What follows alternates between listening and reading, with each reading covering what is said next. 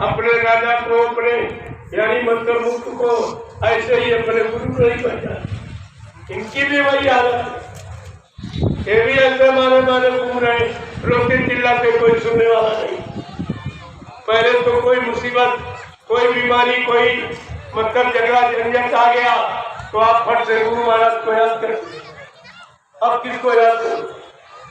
अब तो तुमने कह दिया गुरु महाराज मर गए, अब किसको याद करो? ये कभी सोचा है तुमने कि अब तुम आपत्ति मुसीबत पर किसको याद करोगी? तुमने तो कह दिया बाबा जी मर गए, चले गए, आप किसको याद करो? किसको याद करो? तो पूछ रहा हूँ आपसे।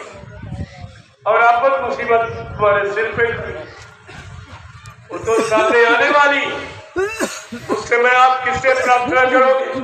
किसको पुकारोगे कि हमारी मदद कर दो, हमारे पर दया कर दो? कौन दया करेगा? चिंता की मुर्दा? ये भी नहीं मालूम है ना कि मुर्दा दया करता की जिंदा है। तो मैं आपसे इसके संदर्भ में कुछ पूछना चाहता हूँ। आप बलवान, 5 बच्चेदार सत्य बोलना। आप लोग मथुरा जाते थे तो गुरु का दर्शन करने जाते थे कि चेले का दर्शन? गुरु का।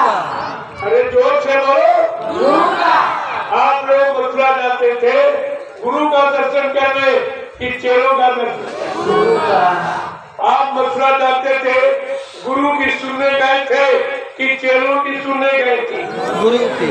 आप मथुरा जाते थे गुरु की मानने गए कि चेलों की मानने गए? गुरु का। आप मथुरा गए थे गुरु भक्ति करने गए कि चेला भक्ति करने गए? गुरु भक्ति। और ये सब चेला भक्ति।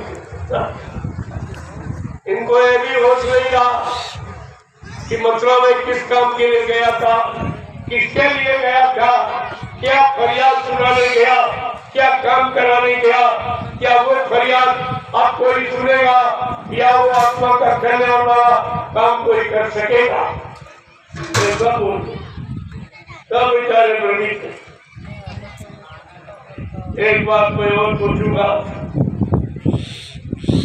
आप लोगों ने गुरु महाराज से नामदान लिया है या किसी चेले से लिया? गुरु महाराज से। सत्य बोलिए आप। गुरु महाराज से। सिपाही, आप लोगों ने नामदान गुरु महाराज से लिया या किसी चेले से लिया? गुरु महाराज से। आपका हाथ गुरु महाराज ने पकड़ा या किसी चेले ने पकड़ा है? गुरु महाराज ने। आपकी जीवात्मा को जगाने का, परमात्मा से मिलाने का, जीवात्मा को घर पहुंचाने का वादा ये गुरु महाराज से किया या किसी चेले ने किया? गुरु महाराज ने। और तुम जा रहे नामदान गुरु से लिया, हाथ गुरु ने पकड़ा, वादा गुरु ने किया और जा रहे चेलों के साथ। इतनी भी समझ नहीं रही कि हमारा सब काम तो गुरु ने किया, अब इन चेलों के पास जा रहे, ये तो काम करना चाहते नहीं, इनका खुद ही काम नहीं हुआ, ये तुम्हारा काम से कर देंगे। इतनी भी पहचान तुम्हारे पास नहीं है। ये आपने गुरुभक्ति की, अपनी गुरुभक्ति पर नजर डालो या कि गुरुभक्ति की अब चेला भक्ति कर, अब चेला भक्ति कर। गुरुभक्ति के काम नहीं हुआ, चेला भक्ति से काम। इतनी तो समझ आपके पास। जो एक प्रचार किया गया बिल्कुल झूठा, एकदम झूठा प्रचार। ये 5 लोग मथुरा में जिन्होंने प्रचार किया कि बाबा जी शरीर छोड़ के चले, इसलिए किया कि जब ये प्रचार कर देंगे कि बाबा जी शरीर छोड़ के चले गए तो मथुरा का राज्य छोड़ जाए। चलो उन्होंने इस काम के लिए क्या तुम्हें क्या मिला? जो तुम पीछे दौड़ रहे हो तुम्हें क्या मिला? बल्कि तुम्हारा अपने अधिकार खत्म कर दिया, फिर भी तुम नहीं समझ पाए। तुमको मथुरा की संपत्ति से बेदखल कर दिया। क्या कहते कि बाबा जी हमको वसीयत देते, 5 बाबा जी हमको अधिकारी बनाओगे, तो इसका मतलब तुम्हारा सत्ताधिकार था। फिर भी तुम सो रहे हो, तुम्हारी बुद्धि फिर भी काम नहीं कर रही। तो एक ड्राइवर 2.5-3 बरस जिसने गाड़ी चलाई वो यानी मालिक बन गया, और तुम 300 साल से सेवा कर रहे हो, सेवा दे रहे हो, भजन कर रहे हो, प्रचार कर रहे हो, तुमको कुछ नहीं मिला, तुमको कुछ नहीं मिला। वो 2.5-3 बरस का ड्राइवर मालिक बन गया। कभी तुमने किसी संस्था, किसी ट्रस्ट, किसी संघ संगठन समिति का रूल रेगुलेशन पढ़ा है? सिद्धांत पायरात को पढ़ा है कि ड्राइवर संस्था का व्यक्ति नहीं होता। पहले ये देखिए आप, ड्राइवर संस्था का व्यक्ति नहीं होता, ड्राइवर प्राइवेट नौकर होता जो हर महीने तनख्वाह लेता, और संस्था के व्यक्ति सेवादार होते, कोई तनख्वाह नहीं। जय गुरुदेव धर्म प्रचारक मथुरा ट्रस्ट भारत बना हुआ, उसके सिद्धांत को पढ़िए आप कि ड्राइवर संस्था का व्यक्ति नहीं होता, ड्राइवर प्राइवेट नौकर होता। ऐसे तो बाबा की गाड़ी हजारों लोगों ने चलाई, सब कहे हमको, कह गए हमको, महीने में झगड़ा शुरू हो गया। आपको ये सब जानकारी रखनी चाहिए। दूसरी बात प्रेमियों, संत मत पे वसीयत होती ही नहीं। संत मत पे वसीयत ये सांसारिक रीत रिवाज है। जब बाप को बेटे से रोटी का खतरा हो जाता है तो दूसरे बेटों को वसीयत है। ये है सांसारिक रीत रिवाज। क्या बाबा जी सांसारिक ये आत्मिक गुरु नहीं थे, संत नहीं थे, सदगुरु नहीं थे, अनादि महाप्रभु नहीं थे? आपने क्या सिद्ध कर दिया संसार? दूसरी बात ये है, सबसे बड़ी बात, जो संस्था का मेंबर होता, पढ़े लिखे हो जरा विचार करो, जो संस्था का मेंबर होता, मेंबर को अधिकार होता है कार्यवाहक रूप में, जब तक किसी पद की सत्यता जाहिर नहीं होती है, कार्यवाहक रूप में काम कर सकता। लेकिन ये मथुरा वाला ड्राइवर भी मेंबर नहीं और उज्जैन वाला भी मेंबर नहीं, ये दोनों बात है। इसलिए बिहार से इन पर प्रेमियों ने मुकदमा कर दिया, और जिस पर हाई कोर्ट ने फैसला ले लिया 17 अक्टूबर 2017 को इन दोनों को अवैध माना गया है और बाबा जी को जीवित माना गया है। प्रेमियों, मैंने कहा भाई तुम कहाँ बच के जाओगे, मैं तो तुम्हारे पीछे खड़ा हो गया, कहाँ जाओगे बच्चे? ये आपको सब विचार करके रखना चाहिए। सिद्धांतों को पढ़ना चाहिए, पूरे ट्रस्ट के सिद्धांतों की जानकारी, बायलाज की जानकारी आपको रखनी चाहिए, तो आप कभी शंका में नहीं पड़ते। और किसी से पूछा नहीं गया। जब इन्होंने कह दिया बाबा जी मर गए, और बाबा जी ट्रस्ट के अध्यक्ष, जब इन्होंने कहा अध्यक्ष खत्म हो गया, तो यानी ट्रस्ट को भंग कर देना चाहिए और पुनः दूसरा चुनाव करना चाहिए।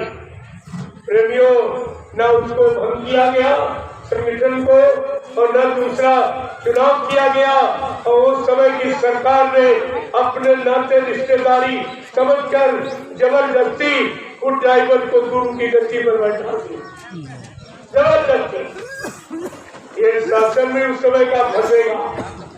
इनको अभी होश नहीं है कि बाबा जी ने क्या कहा था, मैं ऐसा एक यानी गेट फंसा दूंगा बच्चा, आगे चलकर मैं ऐसा एक गेट फंसा दूंगा, वो टूट जाएगा, हिंदुस्तान में कोई निकाल नहीं पाएगा, फिर इसमें बड़े बड़े मगरमच्छ फंस जाएंगे। प्रेमियों, ये कोई बचने वाले नहीं। अरे थोड़ा इंतजार आप कर लीजिए, मैं ये सब दिखा दूंगा, जो कह रहा हूँ ये सब तुम्हारे सामने ला के खड़ा कर दूँ, तब आप मान लेना।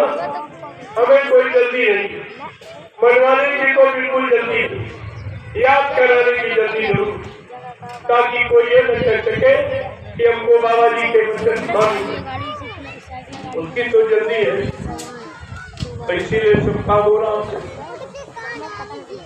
आपको भी। मैंने लोगों से कहा बाबा जी ने तो अपना उत्तराधिकारी पहले ही घोषित कर दिया था। क्या हमने बाबा जी ने कहा था मेरी संजीवनी व्यवस्था का संचालन कौन करेगा, उत्तराधिकारी कौन बनेगा, महाबली एक शासक होगा और धर्म मुकुट सिर पर डालेगा और धरा से देगा, पाप हटाए, ये गुरुदेव की बारी है।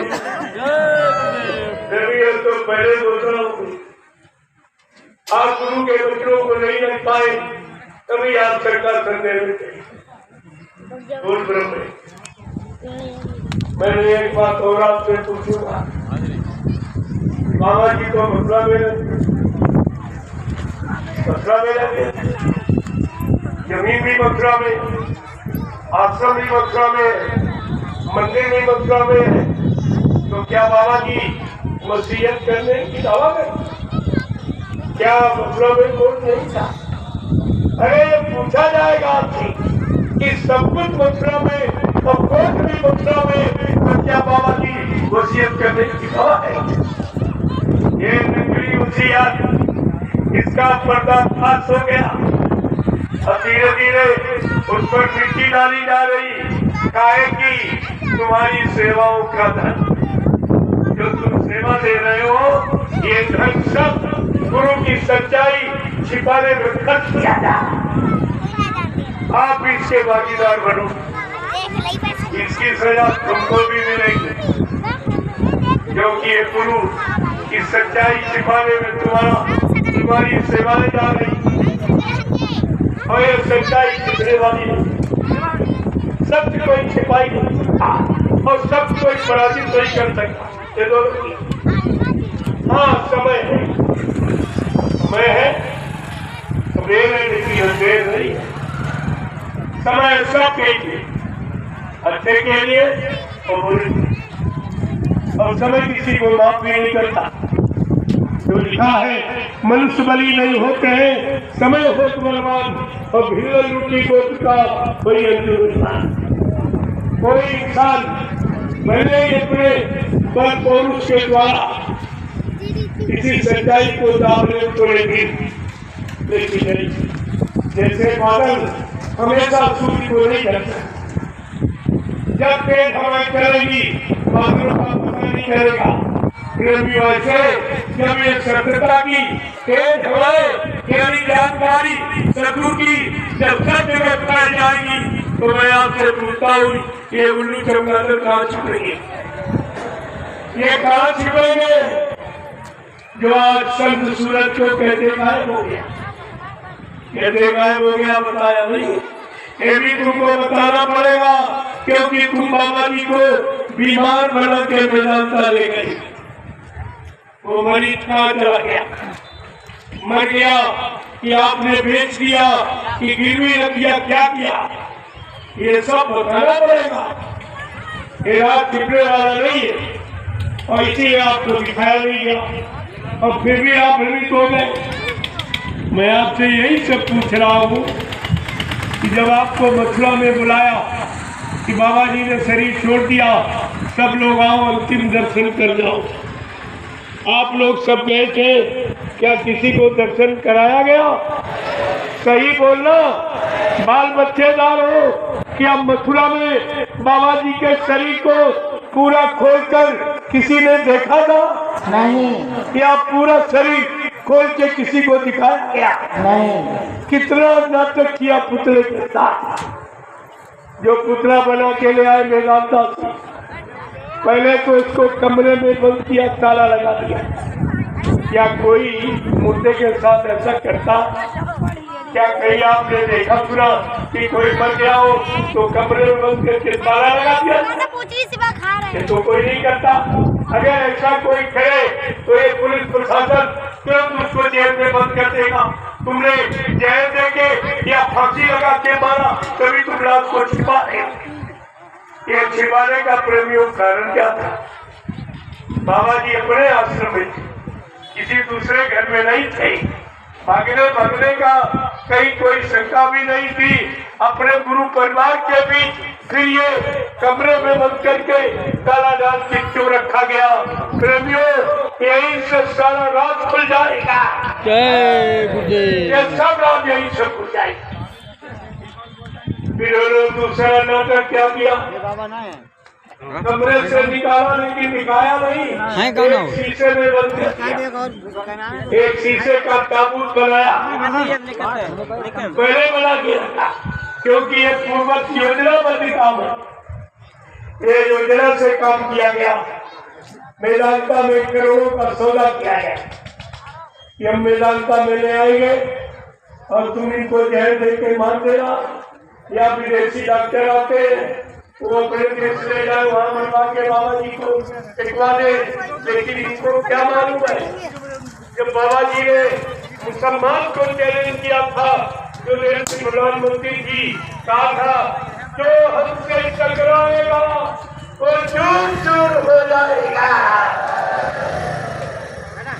और जब उसने जेल में बंद किया तब बाबा जी ने ऐलान किया, अरे इस शरीर को के चमड़े का खोल इसे तुम कहीं बंद कर दे, लेकिन दीवार पर जो मेरी इसको मैं निकाल के कहीं ले जाऊंगा और कहीं रखूंगा और तुम्हें उसकी भरत भी नहीं पड़ेगी। यही जब ये जबरदस्ती साफ कोई और है, ये नाटक शुरू किया। 5 लोगों आप बीमार है, आपको हॉस्पिटल की आवश्यकता भर्ती होने नहीं बच्चा कोई बीमारी नहीं, आपको चलो एक काली शीशे वाली गाड़ी ये जबरदस्ती बैठा इनको क्या मालूम क्या नहीं कर सकता। जो विश्व का परिवर्तन करने आया वो कोई छोटी मोटी शक्ति। जब ये ले गए जैसे गाली खोली बाबा जी का सदानंद का ध्यान, पर वहीं से इनकी चिंता घुस गई। अब हम आश्रम में जाके प्रेमियों को क्या बताएंगे, मैं तो बीमार बना के ले आया और बाबा जी अजीब गरीब इलाज करके इसको छिपाने के लिए शहरात में कुत्ता बनाया गया। वो भी तुम्हारी सेवा लगी, गुरु का पुतला बनाने में तुम्हारी सेवा, यानी पुतला माने अपमान गुरु का। तुम्हारी सारी सेवाएं गुरु के अपमान में खर्च हुई है, लिहाजा तुम भी उस सेवा के भागीदार बनो। और इसीलिए पुतला बना के लिया, कभी तो दिखाया। अरे शरीर होता तो दिखाने क्या दिखा देते, लेकिन दिखाते क्या? शरीर होता बाबा जी होते तब तो दिखाते। तो फट से कमरे में बंद किया ताला, और आप फिर भी नहीं विचार कर पाए कि भाई मुर्दे को तो ऐसे कभी नहीं रखा जाता। और इसके बाद उठाया क्योंकि उनको जो समय निर्धारित किया जलाने का वो समय पूरा करना था, इसलिए नाटक कर रही।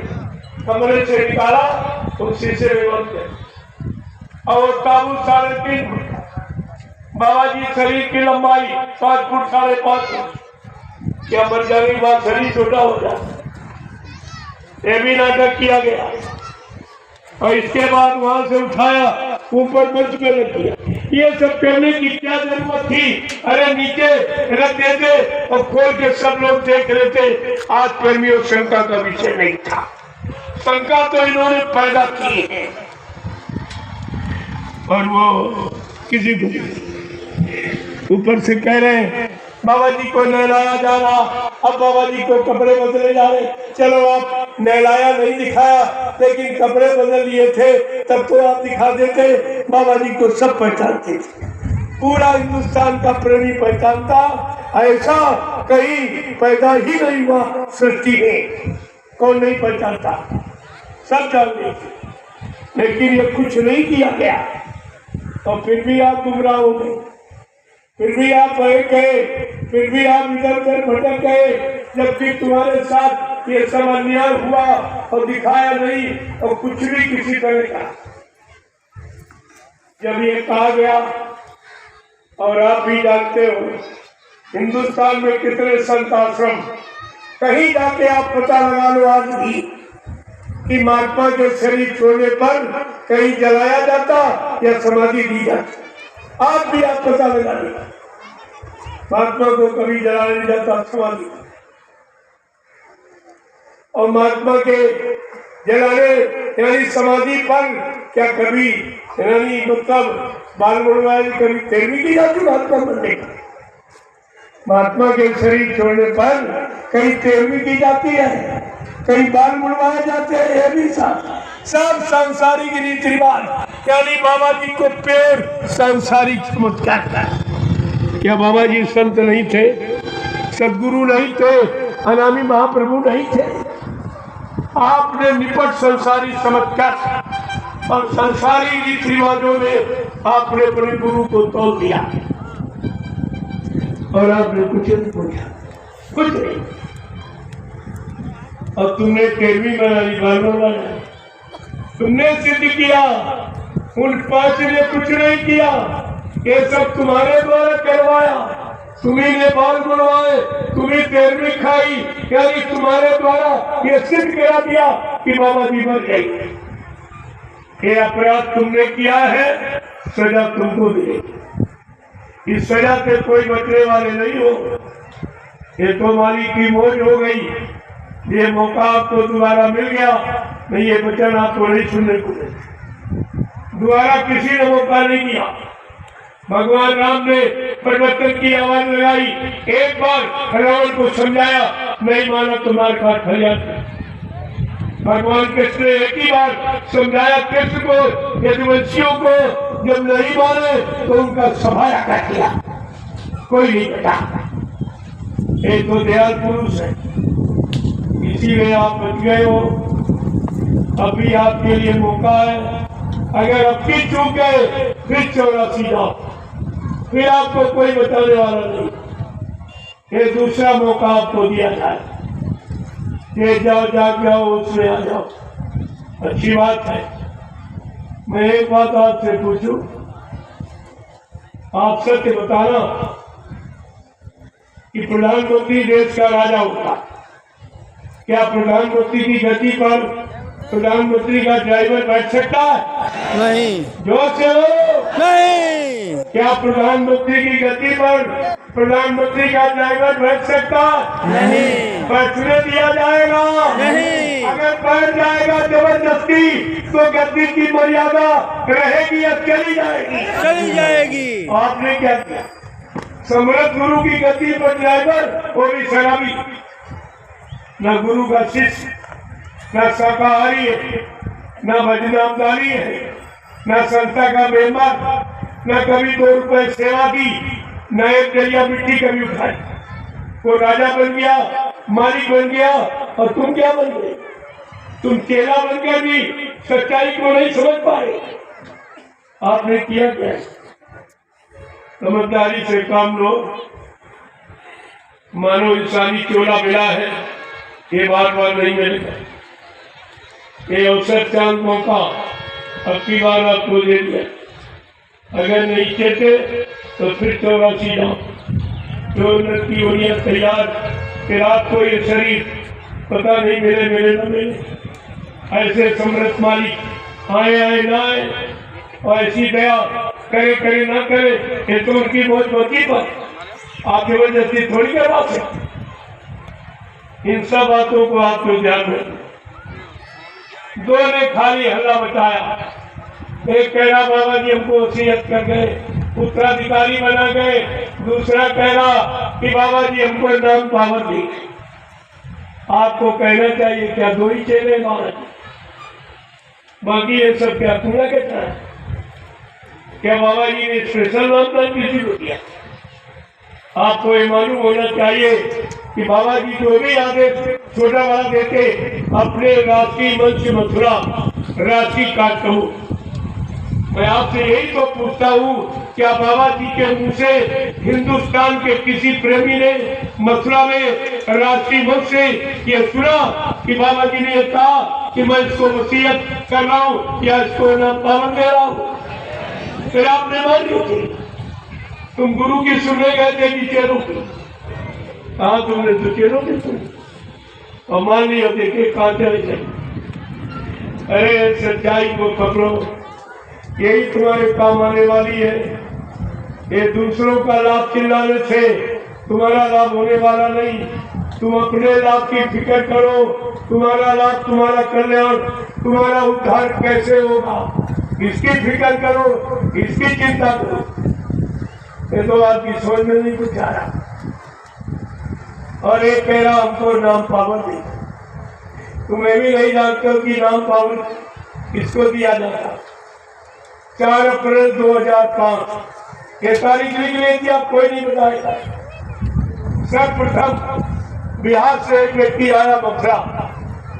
उसने कहा स्वामी जी हमारे पिताजी नामदान देने लगे, कह रहे कि स्वामी जी का हुक्म आदेश हो गया। तुरंत बाबा जी ने तुरंत हस्तलिखित पत्र भारत की सब संगतों को भेजा और कहा कि मैंने हिंदुस्तान में किसी को भी नामदान देने का कोई अधिकार नहीं दिया, न अभी हमारी आगे कोई ऐसी मौत। प्रेमियों, 2010 में बाबा जी ने फिर एक आदेश जारी किया कि मैंने आप तक जितने आदेश दिए सारे आदेशों को निरस्त कर रहा हूँ। न मेरे यहाँ कोई अध्यक्ष बनेगा, न मंत्री बनेगा, न कोई वक्ता प्रवक्ता बनेगा। सब लोग सेवादार बनो, भजना नंदी बनो। परिवर्तन सेवादारों से होगा, भजना नंदियों से होगा, अध्यक्ष मंत्रियों से, वक्ताओं से, नेताओं से। ये धार्मिक धरा पर परिवर्तन न कभी हुआ और न कभी होगा। जय गुरुदेव। तीसरा आदेश बाबा जी ने कर दिया 2011 में। पुनः फिर आदेश दोहराया कि बता मैंने हिंदुस्तान में किसी को नामदान देने का कोई अधिकार नहीं दिया है, क्योंकि अभी नामदान के काबिल कोई नहीं। जो अपनी जीवात्मा को जगा लेगा परमात्मा के पास पहुंचा देगा। 7 जन्म आगे 7 जन्म पीछे जीव के पाप कर्मों को धोना, पाक साफ करना जानता है वो बच्चों मंडल के नामदान दी। और आप सब भूल गए, सब भूल गए। जो अभी तक तुम्हारा गुरु भाई था और नामदान पहले भी सुनाता था, जब बाबा जी नामदान देते इसके बाद कहते भाई दोहराता था। दोहराने में क्या कहता था कि अखबार वालों तुम इस नामदान को छापना नहीं। नए प्रेमी आए हो, मिल जाए कागज लिखा तो ले लेना, या कागज पर लिख लेना, याद कर लेना, कागज फाड़ के जला देना। किसी को नए को दिखाना मत। अगर नए व्यक्ति को दिखाओगे तो तुम्हारा नुकसान हो जाएगा और उसका कोई फायदा नहीं हुआ। इसलिए ये नामदान किसी को बताना। जब तक तुम्हारी जीवात्मा न जाग जाए, परमात्मा से न मिले, तुम्हारा उद्धार करना हो जाए और गुरु का आदेश मिल जाए तो तुम जीवों का काम कर सकते। लेकिन आपने ये सबको बताता रहा, अपना वही करने लगा। कहता कोई नामदान मत देना, नहीं तो तुम्हारा नुकसान हो जाएगा, उसका फायदा नहीं। सबको सुनाता बताता रहा, अपना वही काम शुरू। इतनी जल्दी इसको गुरु बनने की हो गई कि फट से दाढ़ी बढ़ाई और गुरु का कपड़ा पहना। प्रेमियों, दाढ़ी वाला कपड़ा गुरु होता, अरे गुरु ज्ञान होता। ये भेद गुरु नहीं होता, ज्ञान गुरु होता, शक्ति गुरु होती। ये तो कुछ भी नहीं है। और तुम सब बाबा जी ने जब वोट क्लब पर 10/11/1983 10/11/12 जून 1983 में आपको ले कहा ये पार्लियामेंट, वोट क्लब पर ले गए, कहा ये पार्लियामेंट इसमें हिंदुस्तान का कानून है। इसके सामने तुम शपथ कसम खा के ये फकीरी भेद टाट बोला मेरे आदेश से पैर लो।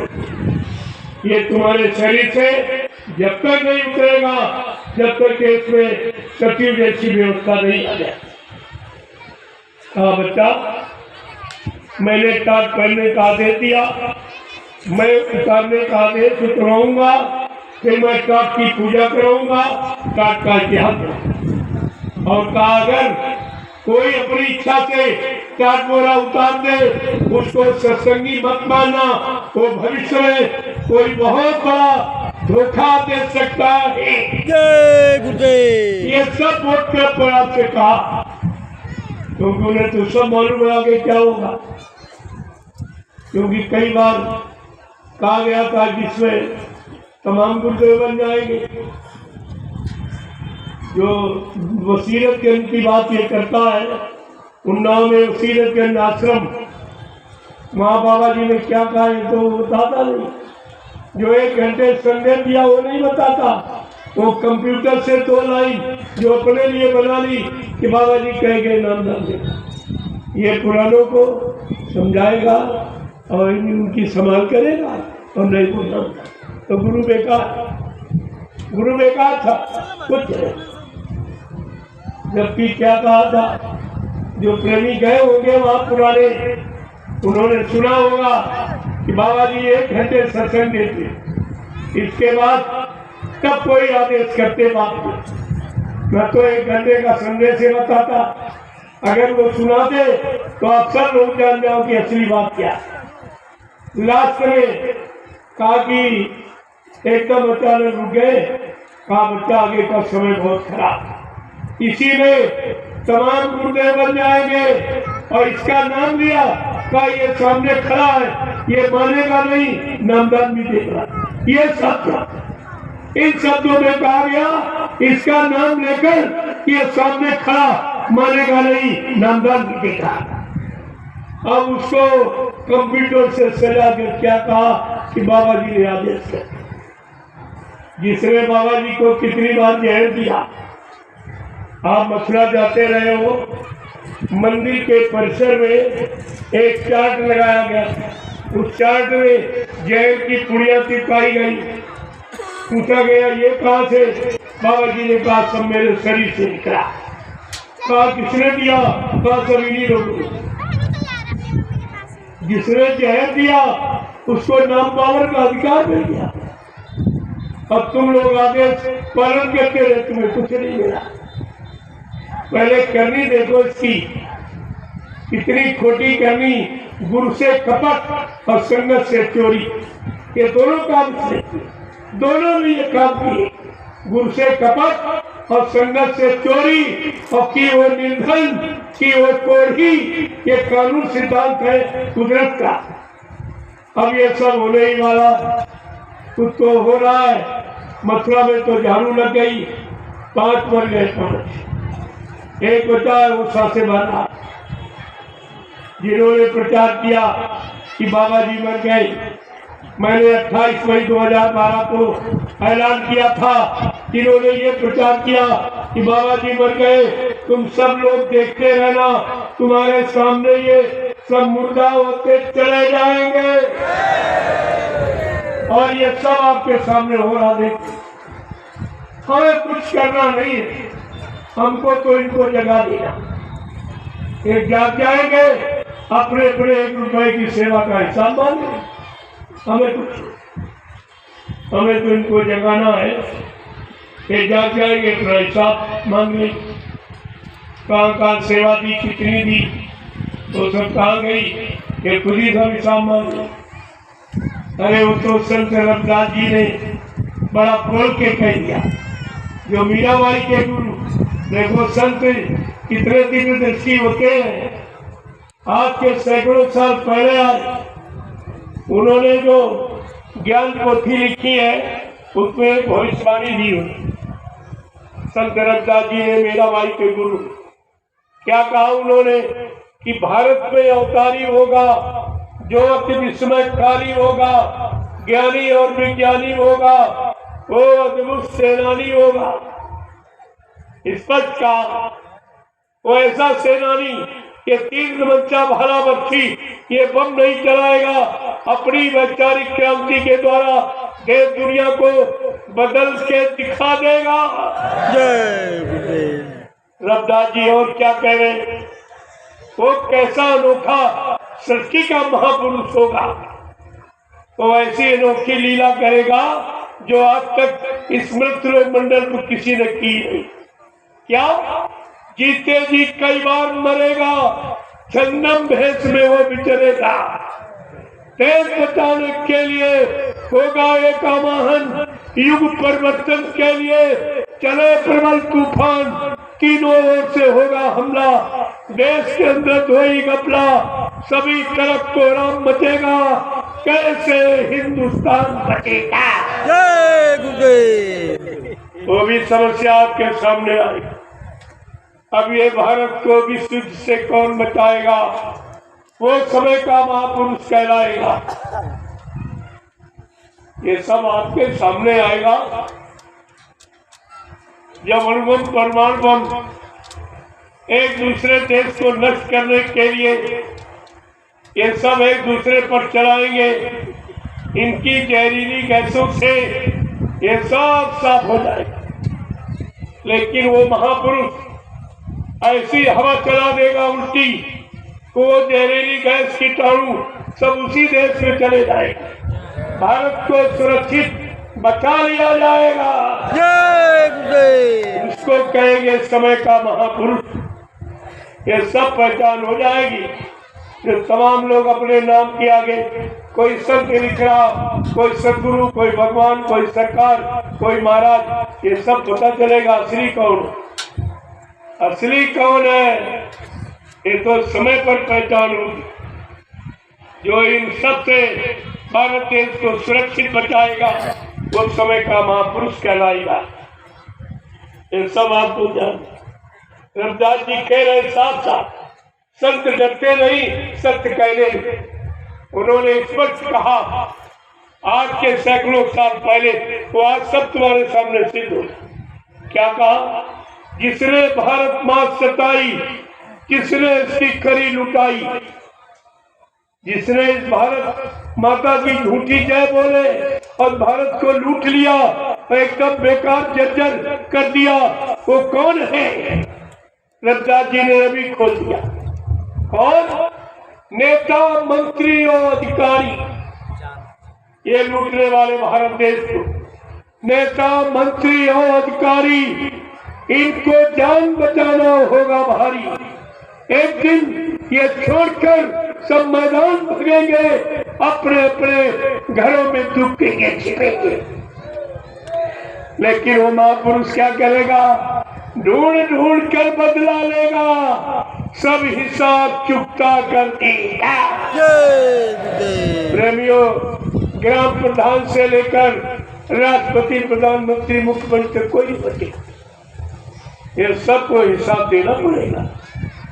ये धार्मिक देश है, ये 80,000 वाला ये देश नहीं है, ये धार्मिक देश है। धर्म के लिए रावण को मारना पड़ा, लड़ाई लड़नी पड़ी, करोड़ों को मारना पड़ा। आज इन्होंने धर्म को जो खत्म किया है, खत्म कर रहे हैं, इनका क्या होगा? इनको खुद सोचना चाहिए। इतिहास सब बता रहा, ये सब इतिहास बता। रविदास जी क्या कह रहे हैं आगे? इटली में कोहराम मचेगा, लंदन सागर में डूबेगा।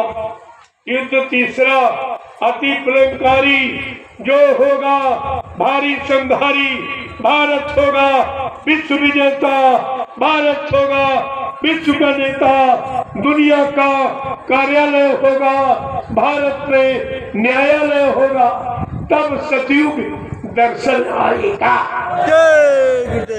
संत राज सुख बरसाएगा, संतों का राज्य होगा, संत राज सुख बरसाएगा।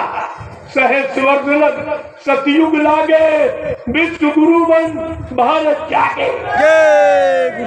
प्रेमी, ये संतों की महिमा।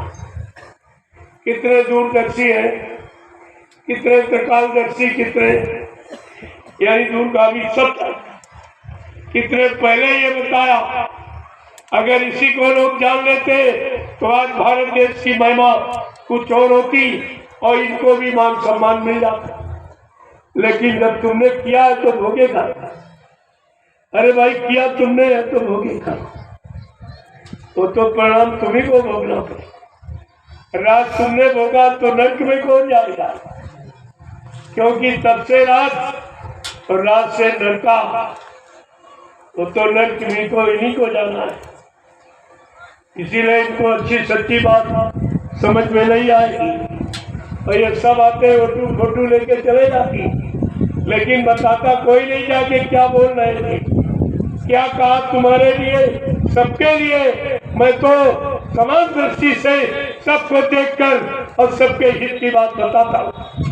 अब तुम मेरा इशारा न समझ पाओ, अर्थ का अनर्थ करो, तो तुम्हारी मानसिकता है। जय गुरुदेव, जय गुरुदेव, जय गुरुदेव, जय गुरुदेव, जय गुरुदेव, जय गुरुदेव। नाम किसका? प्रभु का। जय गुरुदेव। नाम किसका? प्रभु का, जय गुरुदेव। नाम किसका? प्रभु का, प्रभु का प्यारा नाम। जय गुरुदेव। अब आप लोग खड़े हो जाओ। देखो ये सूरवीरों का जाने का समय, ये साइकिल सवार सच्चे सूरवीर, सच्चे देशभक्त, जिनका अपना कोई स्वार्थ नहीं, बिल्कुल निस्वार्थ ये आदेश पर निकल पड़े। अब इनके जाने का समय हो गया है। आज दूरी क्रम इसलिए इनको सत्संग मिल गया। अब ये धीरे धीरे निकलेंगे। कार्यालय जाओ। ये साइकिल वाले सब तुम गोले से ऐसे खड़े हो जाओ, धीरे से निकलो। अगर प्रसाद हो तो इनको प्रसाद दे देना। यहाँ के लोगों ने प्रसाद बनवाया हो तो दे देना, लाइन लगा लो, ठीक है। इनको भी लाभ मिल जाएगा उसका। यही तो इसमें राज है। अरे ये साइकिल चला रहे तुम, इनकी अगर व्यवस्था कर दो तुमको भी इसका लाभ मिल जाएगा, तो नहीं तो तुम ऐसे रह जाओगे। ये तो अपना लाभ कमा ही रहे। अगर प्रसाद हो तो इनको जरूर देना। कम हो तो कम, प्रसाद तो प्रसाद है। अरे लाची दाना यही तो मुख्य प्रसाद। ये लड्डू बड्डू तो ये पानी पीने के लिए इनको दिया था, रास्ते में प्यास लगे खाद पानी पी। प्रसाद लाची दाना, असली प्रसाद यही। इसको आपको संभाल के रखना चाहिए। ये तुम्हारी हर मुसीबत आपत्ति में काम आने वाला है। लड्डू को 2-4 दिन में खराब हो जाए, ये तो प्रसाद सालों रख सकते, ये सालों खराब नहीं होगा। बात आप समझते नहीं हो। लड्डू नहीं मिले तो जगह चलते। अरे बच्चों के लिए दे दिया जाता, चलो ये जाएंगे यहाँ से, बच्चे कहेंगे ससुर सुनेंगे क्या ले आए, तो ये लड्डू दे देंगे। सबके प्रेमियों के लिए तो प्रसाद। जय गुरुदेव,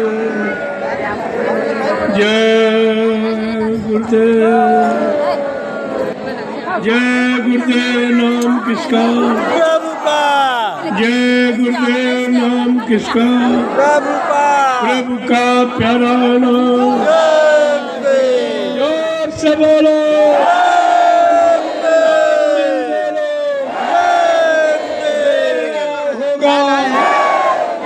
अभी से बोलो। कुछ दर्द हरेंगे, सब कष्ट मिटेंगे, शांति भी देंगे। सबके दाता, सबके मालिक, प्रेम से बोलो। ये नाम नहीं इंसान का, ये नाम है प्रभु का। ये काम नहीं इंसान का, ये काम है प्रभु का। प्रेमियों, अब ये काम इंसानों के बस का। आप ये सब देख रहे हैं, ये काम कोई नहीं करता। इतने लोगों को कोई भी देश का, चाहे राजनीति का हो चाहे धर्मनीति, कोई इतने लोगों को निस्वार्थ जंगल में इकट्ठा नहीं कर। और ऐसी गर्मी में आप देखिए, दर्शन कर रहे हैं तो देखिए, और ऐसी गर्मी में इतने लोगों को रुपया देकर कोई साइकिल नहीं चलवा सकता। 50 किलोमीटर 60-70, और जिसमें खासियत 50 कन्याएं। ये देखिए आप, साइकिल वाले उधर जब ये कन्याएं देश के काम के लिए खड़ी हो जाएंगी तब तुम्हारा क्या मतलब होगा? तुम्हें कौन मानेगा? तुम जरा अपनी बुद्धि से सोचो कि लोग क्या कहेंगे कि कन्याएं ये देश समाज के काम के लिए निकल पड़ी। ये सब घर में सोचो, आपको कौन सूरबीर मानेगा? पहले समझ लीजिए ये सब। अब आप लोग ये प्रसाद ले लीजिए, महाप्रसाद ये कोई नहीं देगा आपको। ये यहाँ सब ये दरबार देने वाला लेने वाला नहीं। तुम कहीं चले जाओ, आपको प्रसाद कोई बनाना जानते नहीं। प्रसाद कौन देगा? प्रसाद बना, ये प्रसाद बनाना कोई खेल है? ये ले लीजिए, लाइन से खड़े हो जाओ, जगह बहुत शांति की। इतनी बड़ी चीज आपको मिल रही, बहुत प्रेम से और श्रद्धा से इसको आप ले लीजिए। एक लाइन में महिलाएं, अभी मैं 2 घंटे में आपसे मिलेंगे।